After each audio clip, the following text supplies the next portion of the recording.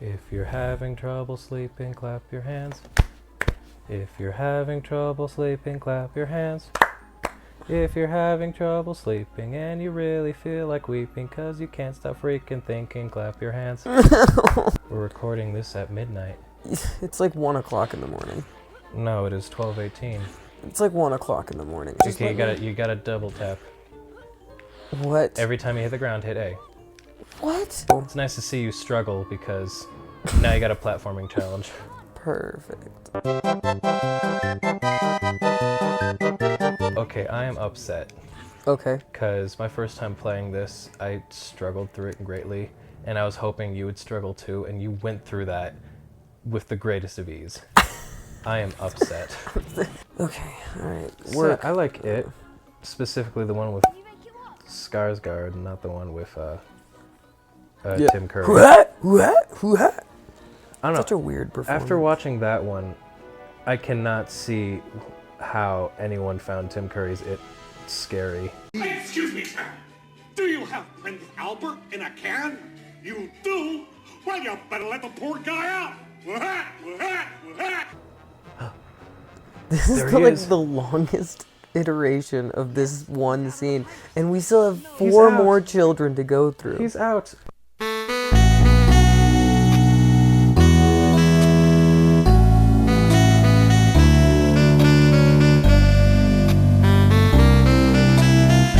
I'm not a big fan of horror films.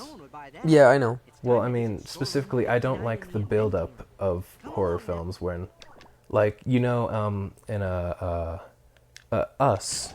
Yeah. Like, the first 25 minutes of the film, or probably a little bit more, the first 30 minutes of the film is just like this whole, like, thing where, like, they're going to the beach and they're at, like, the park and such, and they're all, like... Right. And then, like, there's all this build-up because you know something's going to happen, but you don't know when. Okay. But then once the... Spoilers for Us. Once the evil twins, all the evil clones show up and just go onto a murder spree, it no longer became, like, this intense film.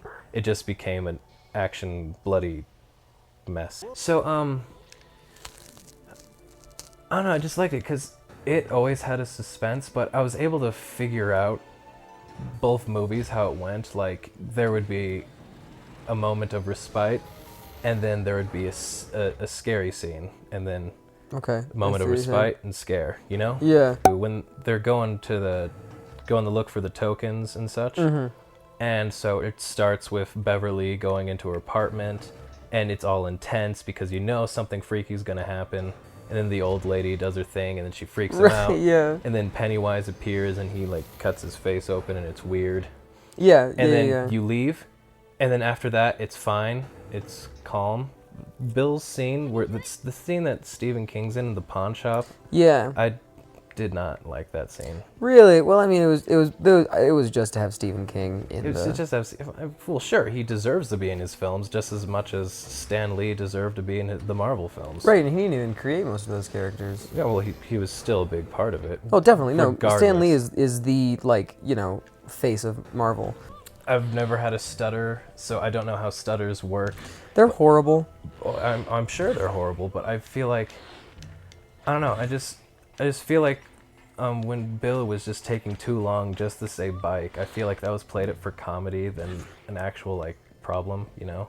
I feel, because I had a stutter growing up as a child, and it was more or less just me being nervous to talk and me not being able to, like, utter the words, and then when I tried to utter them, it was like, you can't, I still have it. I still sometimes have it, and that's, like, an example. And I mean, we edit through them sometimes, but that's really how it is. Like, it's just you trying to say something, but it just won't come out of your face.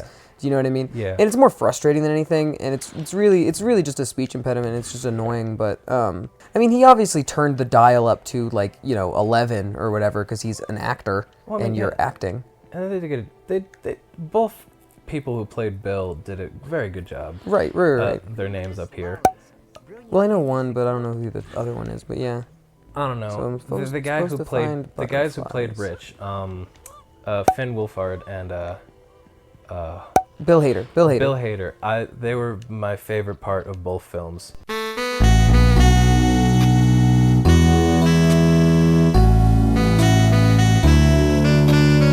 I worked at Walmart for like 3 years, dude. Yeah, but then you worked at the warehouse part, which was Yeah, which was worse. I don't know. I feel Well, just- weirdly about my warehouse days at Walmart. Well, I mean, I don't know. Something we'll talk about at a different time. I don't know. I feel like Walmart is like the closest you'll get to Willy Wonka's factory. Except all the love and joy is just teenagers and old people and nothing in between. But like, imagine what if your job was to just stand in some random room and have like a light on your head.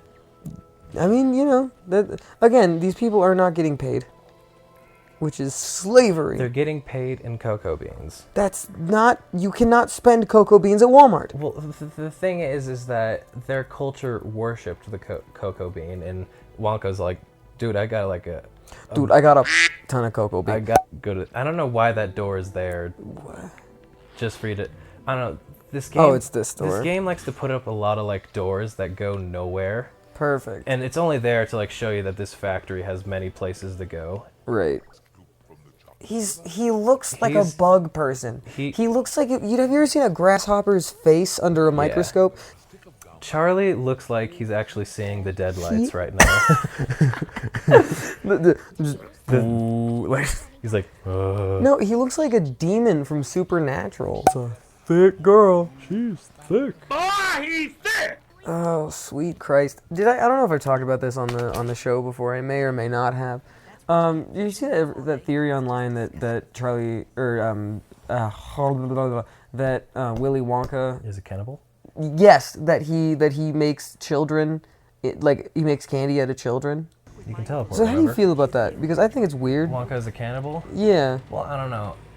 I think because That's some anime Ghost in the Shell monster. Yeah.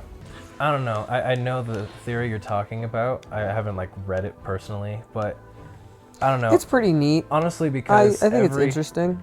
It's like, but I don't think it's because much like past interesting. Like the book and the Tim Burton film. I don't know if the Gene Wilder film doesn't, but like it's mostly based on the Gene Wilder film. Because the Gene Wilder film doesn't confirm that they made it out of the factory, whereas right, and yeah, that's the reason. The book is you killed it. Good job. Oh, nice. There they are. But yeah, because the it's mostly based off the Gene Wilder film because they never make it out and you never see them again. Well, that is interesting. Of course. Okay. You can't go over there.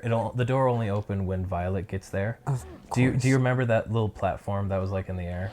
You jump up.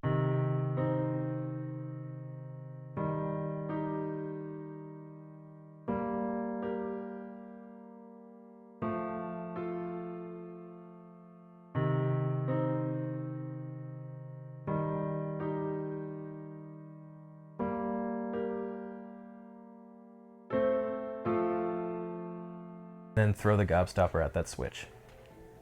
What, that switch? Yeah, that switch. You're going to be seeing a lot of those. What button? I got it. Yeah. And so that brings down the bridge, and then they can come up, and then you go up there and get the computers. And all that. There you are. There you are. Come on, over here. So Augustus's chapter brought you around some of the different rooms in the factory, and you like took care of stuff.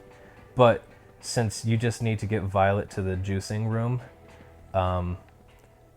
since you need to get Violet to the juicing room, you stay in the inventing room, but you go through all these like different like platform challenges with the Oompa Loompas and their core AI.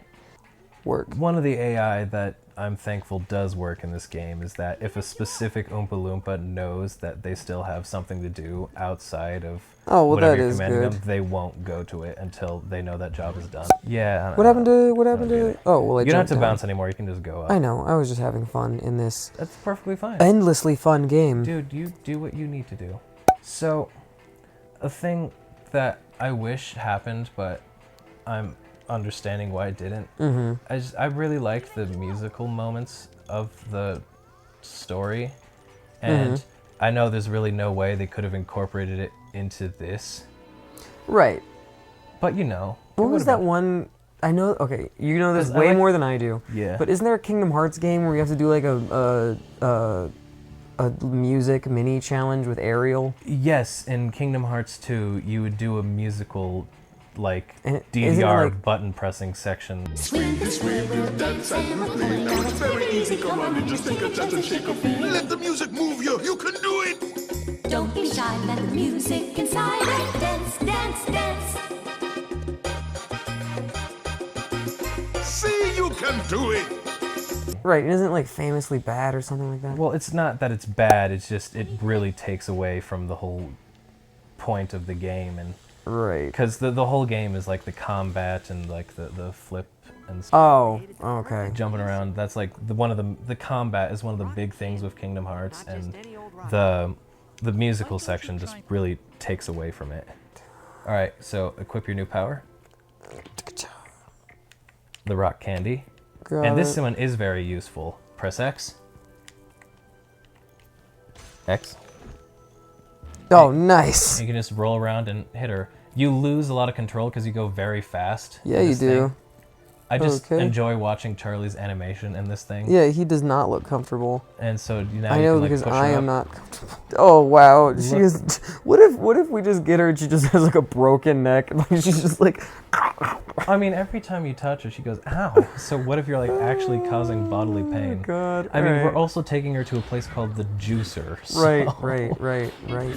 I had a buddy in school named the Juicer. He's Nice. in jail now. Nice. All right. Well, see you guys. Bye.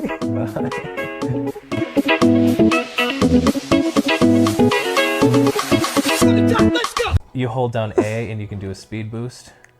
Okay. Yeah. Yeah. Oh my God. Take light in the. Jeez. Oh, I can't stop. I'm just going, dude. Dad, help. Dad.